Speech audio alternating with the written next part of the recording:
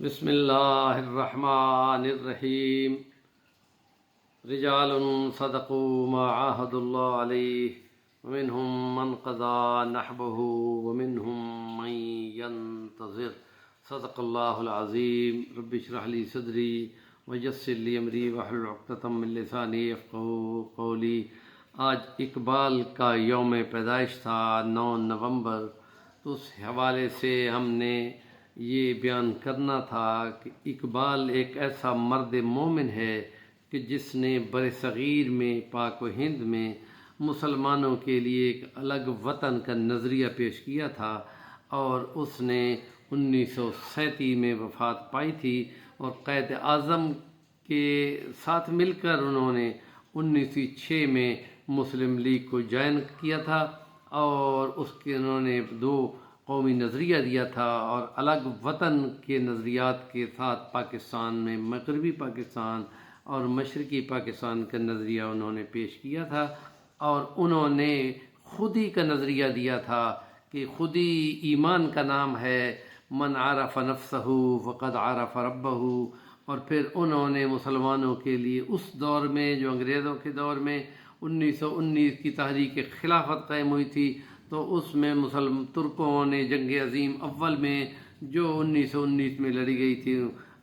ان ترکوں کا عثمانیوں کا خلافت کا نقصان ہوا تھا، تو انہوں نے وہاں پر ایک جذباتی شعر کہا تھا، اگر عثمانیوں پہ کوہ غم ٹوٹا تو کیا غم ہے، کہ خون 100,000 انجم سے ہوتی ہے سحر پیدا۔ اور آج فلسطینیوں کے ساتھ اگر اسی طرح کے مظالم ہیں اور ان کی شہادتیں ہیں، تو اقبال کا یہی شعر وہاں بھی فٹ ہوتا ہے،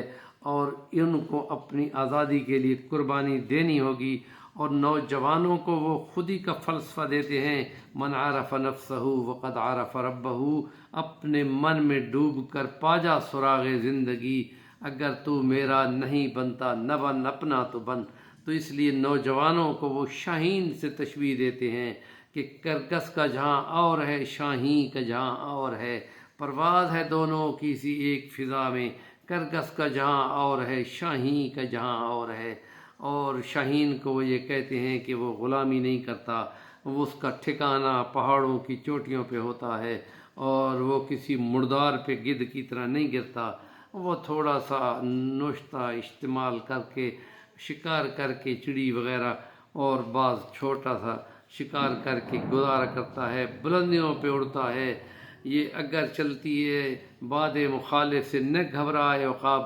یہ تو چلتی ہے تجھے اور اونچا اڑانے کے لیے۔ اور نوجوانوں کو کہتا ہے، الہی ان شاہین بچوں کو بال و پر دے، الہی ان کو آہ سحر دے۔ اور پھر ان کا ایک شعر ہے، عطار ہو رومی ہو راضی ہو غزالی ہو، کچھ ہاتھ نہیں آتا بے آہ سحر گاہی۔ اور مسلمانوں کی زبوں حالی پر انہوں نے شکوہ جواب شکوہ لکھا تھا، اور اس میں شکوے کی صورت پر علماء نے ان پہ فتوے ٹھونک دیے تھے، اور پھر جواب شکوہ دیا تھا، تو پھر وہ سارے حیران ہکا بکا کھڑے تھے، جس میں وہ یہ کہتا تھا کہ خدا بھی تمہارا ایک، نبی بھی ایک، قرآن بھی ایک، کیا بڑی بات تھی اگر ہوتے بھی مسلمان بھی ایک۔ اور پھر آخر پہ اس شعر میں وہ کہتے ہیں، بے مصطفیٰ برساں خیش را کے دیں ہم آؤز، اگر بہو نہ رسیدی تمام بولا حبیس۔ اور پھر یہ کہتے ہیں، اگر تم محمد مصطفیٰ کے ہو جاؤ تو یہ لوح محفوظ کیا چیز ہے، ہر چیز ہم تمہاری کر دیں گے۔ اور اس لیے اس کے اشعار میں یہ جرأت ہے، غفاری و قہاری و قدوسی و جبروت، یہ 4 عناصر ہو بنتا ہے مسلمان۔ اور ان کے نظریات کے بارے میں یوں آتا ہے کہ قادیانیوں نے بڑی کوشش کی کہ کسی طریقے سے اس کو قادیانیت کے ساتھ ختم نبوت کے انکار کی صورت پر شو کیا جائے، لیکن خدا نے ان کو ایک مرد مجاہد دیا تھا اقبال کے ساتھ، جو ان کو رہنمائی کر رہا تھا۔ اور دیوبند کے صدر مدرس مولانا انور شاہ کاشمیری رحمہ اللہ علیہ، جو بہت بڑے محدث تھے،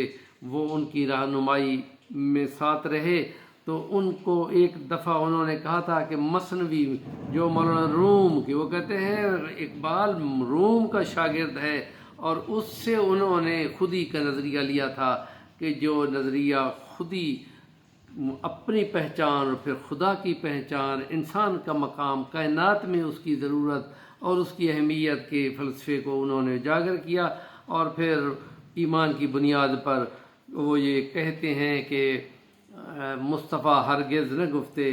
تا نہ گفتے جبرائیل، جبرائیل از ہم نہ گفتے تا نہ گفتے کردگار۔ جب تک نبی پاک اس وقت بولتے ہیں جب جبرائیل بولتا ہے، اور جبرائیل اس وقت بولتا ہے جب خدا پاک اس پر الہام کرتا ہے۔ تو مثنوی روم وہ مولانا زیادہ پڑھا کرتے تھے، اور اس سے گویا کہ ان کو رہنمائی ان کو ملی ہوئی تھی۔ تو انور شاہ کاشمیری نے ان کو بتایا تھا کہ مثنوی روم کے سلسلے میں اگر تمہیں کوئی پریشانی ہے تو سوائے حضرت مولانا حسین علی الوانی رحمۃ اللہ علیہ وہاں بھجرہ والوں کے سوا تمہیں کوئی بھی گائیڈ نہیں کر سکے گا۔ اور ہمارے چاچا مرحوم صادق صاحب نے اپنے والد بزرگ حضرت حسین علی الوانی کو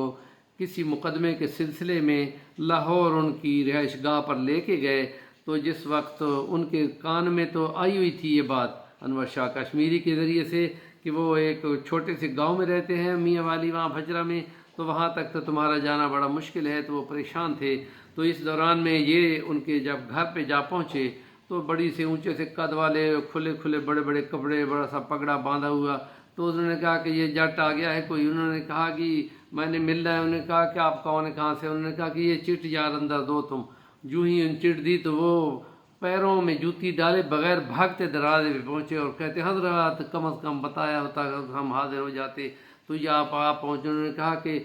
کہ یہ بس کام کی وجہ سے ہم آئے ہیں۔ تو انہوں نے کہا مثنوی مولانا روم، انہوں نے کہا میں مثنوی ابھی باہر کھڑے ہوئے بھی تمہیں بتا دیتا ہوں، اس کو سمجھنے کا رول قانون یہ ہے۔ تو وہ ہکا بکا رہ گئے، اور ان کو بات مجھے ساری سمجھ آ گئی کہ یہ پہلے 2 صفحے جس کتاب کے تمہارے پاس نہیں ہیں میں زبانی تمہیں سمجھا دیتا ہوں، سنا دیتا ہوں۔ وہ انہوں نے سنائے تو وہ سمجھ گئے، اور پھر انہوں نے کسی انگریز ڈی سی یا کسی گورنر کے لیے وہ رکا لکھا، تو وہ سنے۔ وہ کہتے ہیں علماء کے نزدیک وہ یہ ہے کہ اس انگریز نے اقبال کے بارے میں کہا کہ اقبال تو ہمارے نظریے کا مکمل مخالف ہے اور وہ خدا رسول کی بات کرتا ہے، لیکن اقبال کا دیا ہوا وہ رکا ہم اپنے سر پہ رکھتے ہیں اور ان کے حکم کی تعمیل کرتے ہیں۔ اور پھر یوں ان کے حضرت کے کسی مقدمے کے سلسلے میں ان کا کوئی کام بن گیا۔ بہرحال یہ روحانیت کی باتیں ہیں، اور ان کے سلسلے میں یہ کتنے بڑے بڑے شخصیتیں جن سے متاثر تھیں، اور سید سلمان ندوی نے جو لیکچر دیے تھے سیرت پہ وہ علامہ اقبال کی موٹیویشن بھی دیے تھے،